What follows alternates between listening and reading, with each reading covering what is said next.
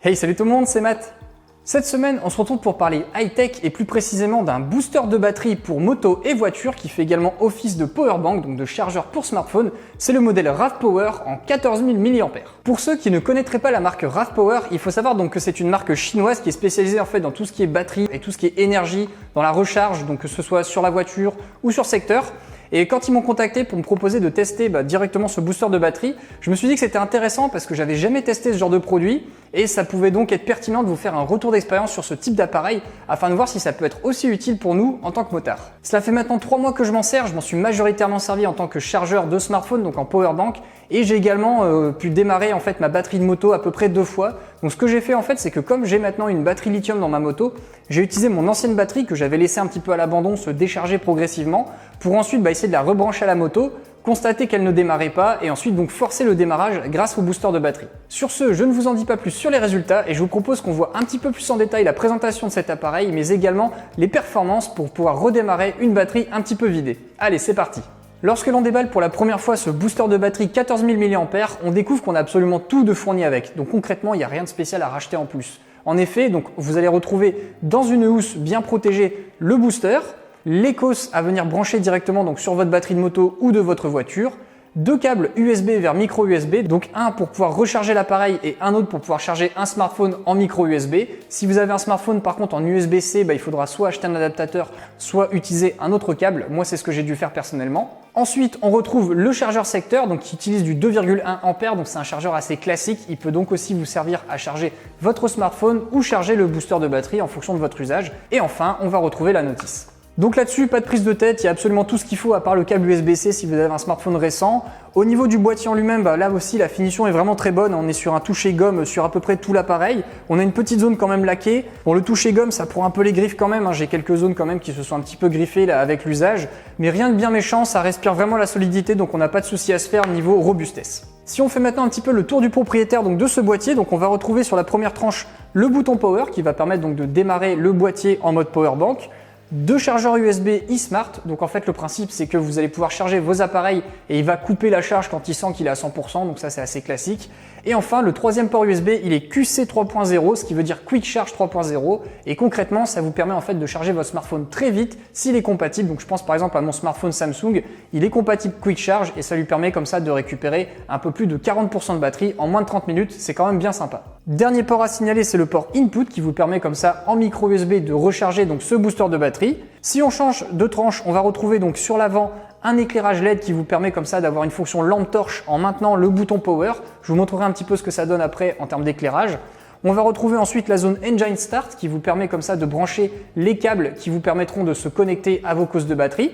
Sur la troisième tranche, on va retrouver le bouton Boost qui permet en fait de préparer la batterie pour être mise en mode booster de batterie. Donc ça par contre, il faut absolument que la batterie soit à 3/4 au niveau de l'indice de recharge. Donc vous voyez, ce sont les petites icônes vertes là sur la batterie qui vous permettent de savoir un petit peu le niveau de charge de la batterie. Donc si vous êtes à 3/4, vous pouvez vous en servir en booster. Si vous êtes à moins, il peut juste servir en tant que chargeur de smartphone. Donc voilà pour l'appareil, vous voyez c'est globalement très simple en termes d'utilisation, pas compliqué à comprendre. Et au niveau de la capacité de cette batterie qui est annoncée à 14 000 mAh, c'est quand même assez gros. Il faut savoir que globalement ça tient la charge, j'ai réussi à charger 4 fois mon smartphone. Mon smartphone on est sur des batteries de 3500 mAh, sachant que je ne l'ai jamais rechargé complètement vidé, donc on va dire qu'il doit être à peu près à 12 ou 13 000 mAh en batterie réelle, ce qui est vraiment bien puisque généralement entre le théorique et le réel il y a généralement un écart sur cette capacité en mAh, donc là c'est vraiment sympa, on a vraiment de quoi charger facilement 4 fois son smartphone quand on a une grosse batterie comme le mien. Et si vous avez un iPhone par exemple, vous allez pouvoir monter à 5, 6 voire 7 fois en fonction de la taille de votre iPhone que vous possédez. Côté recharge de l'appareil, RAV-Power annonce que le boîtier peut être rechargé en 5h30. Alors là par contre, moi j'ai pas réussi en 5h30, à chaque fois j'ai mis à peu près 7 heures. C'est assez long quand même, donc il faut le laisser charger une nuit complète en fait pour être tranquille. Donc pour le coup, vous le branchez et puis vous le récupérez le lendemain matin.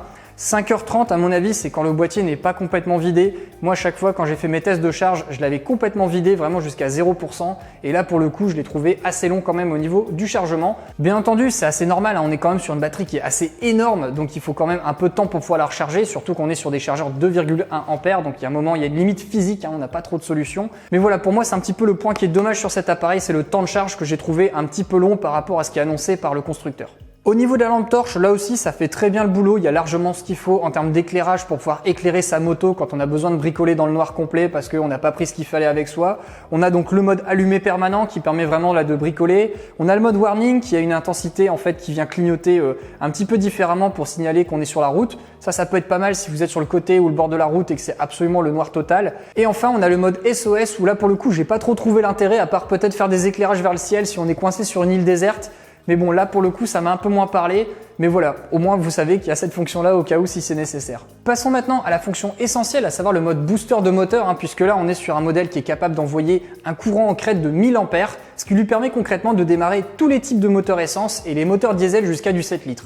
Donc concrètement, c'est à peu près tous les moteurs du marché qu'on peut démarrer en termes de voiture et également on peut démarrer des pick-up. Alors bien sûr, si vous avez une Ferrari ou une Lamborghini, ça marchera peut-être pas, mais bon, je pense pas que vous soyez nombreux à avoir ce genre de véhicule. Pour les camions et les camping-cars, là aussi, on est sur des cylindrées qui sont sûrement beaucoup plus grosses, donc ça va peut-être pas forcément être possible. Mais moi, pour le coup, je l'ai vraiment testé dans le cadre d'un usage moto et exclusivement moto. Ok, donc on passe à la pratique. Et donc, comme vous pouvez le voir, j'ai remonté en fait donc mon ancienne batterie nickel. J'ai ma batterie lithium qui est juste ici, que je viens de démonter à l'instant, qui elle donc est pleine. On voit le niveau de charge ici. Là, forcément, ça fait un peu plus de 6 mois que j'ai pas roulé avec, donc à mon avis, si je démarre la moto, vous allez voir que ça va sûrement pas démarrer. Donc là, on va essayer. C'est parti, on essaye. Non, ça ne veut pas démarrer. Donc il n'y a pas assez de puissance. Donc ce qu'on va faire, c'est qu'on va venir donc brancher les cosses en fait directement sur les petites pinces. Donc j'ai ici la cosse rouge, ici la pince noire. Voilà, donc on vient se prendre directement sur les petits systèmes ici. On a donc le connecteur qui va venir donc se brancher directement sur la batterie. Donc là, vous voyez, j'ai le mode boost qui est en train de s'allumer. Donc là, on va venir se brancher. Donc vous voyez, j'ai la lumière verte qui est ici, le mode boost est prêt. Là c'est bon, on va pouvoir démarrer. Hop, je la laisse et on essaye. Attention, 1, 2. Nickel. Wouh. Et donc là, hop, voilà. Et donc là on débranche tout de suite. Donc là on débranche tout de suite pour pouvoir justement laisser la moto chauffer. Et là on est parti, il n'y a plus qu'à démarrer et partir.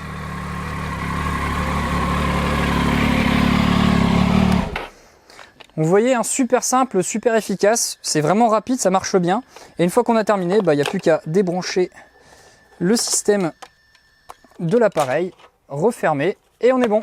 Après, bien entendu, je vous ai fait la démonstration de ce système donc avec le booster et une batterie nickel, mais vous pouvez tout à fait utiliser en fait le booster sur une batterie lithium. Le plus important en fait, c'est que toutes les batteries qu'elle est capable de faire démarrer soient en 12 volts. C'est vraiment le critère principal à retenir, le fait d'être en 12 volts.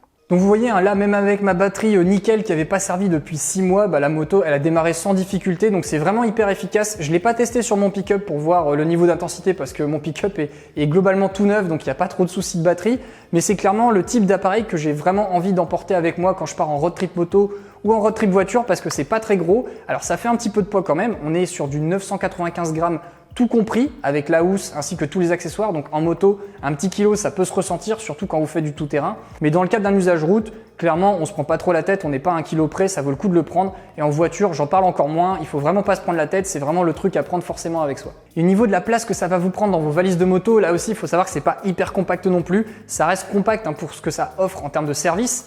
Mais voilà, ça fait quand même 26 cm de long sur 12,5 cm de large sur 7,5 cm de haut. Donc il faut quand même se prévoir une petite place dans les sacoches latérales ou dans le top case ou la sacoche que vous va mettre sur la selle pour pouvoir emmener tout ça. Au niveau de l'entretien, là non plus, il n'y a pas grand chose à signaler à part un seul truc, c'est-à-dire de la recharger au moins une fois tous les 3 mois. Donc c'est pas hyper contraignant. Il faut juste penser à se le faire une fois de temps en temps si vous en servez pas souvent. Moi de ce fait là, mon astuce c'est de m'en servir aussi en tant que power bank pour charger mon téléphone quand je suis en déplacement, ce qui me permet ainsi de vider la batterie régulièrement et de le recharger également régulièrement. Dernière information à vous partager, c'est tout ce qui concerne la partie tarifaire et il faut savoir donc que ce kit RAV Power en version 14 000 mAh s'échange contre 79,99 €, donc à peu près 80 €. Et donc là pour le coup vous avez tout pour ce prix là, comme je le disais au tout début de la vidéo, et je pense que c'est globalement un tarif qui est assez correct. L'appareil peut vraiment vous rendre une fière chandelle pour le coup quand vous avez vraiment des pépins de batterie. Je pense par exemple quand j'étais à la Rando TT Pirate, on a eu 2 bécanes qui sont tombées en panne de batterie à 3 km de l'arrivée à 21h30 en plein dans le noir. Si on avait eu ça, je pense que ça aurait été beaucoup plus sympa pour pouvoir redémarrer les motos que de les pousser à l'arrache comme on a fait alors qu'on était crevé. Donc c'est vrai que si l'appareil ne faisait que booster de batterie à 80 €, ça m'aurait fait un peu mal en fait je trouve de mettre ça et de m'en servir peut-être jamais parce que j'aurais jamais eu de panne de batterie.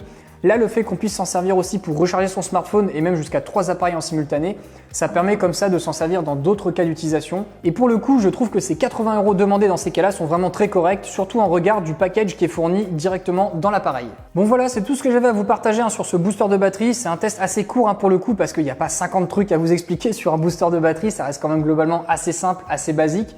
Mais voilà, je me suis dit que c'était intéressant de vous partager comme ça ce retour d'expérience sur comment ça fonctionne pour pouvoir démarrer sa moto quand on n'a plus de batterie. Donc que ce soit une batterie nickel ou une batterie lithium, puisque ce genre d'appareil là qui est ici, ça fonctionne aussi bien avec l'un que l'autre. Donc pour le coup, ça c'est vraiment pratique. Et également vous montrer un petit peu les divers usages qu'on peut faire avec cet appareil en dehors du cadre d'un booster de voiture pure.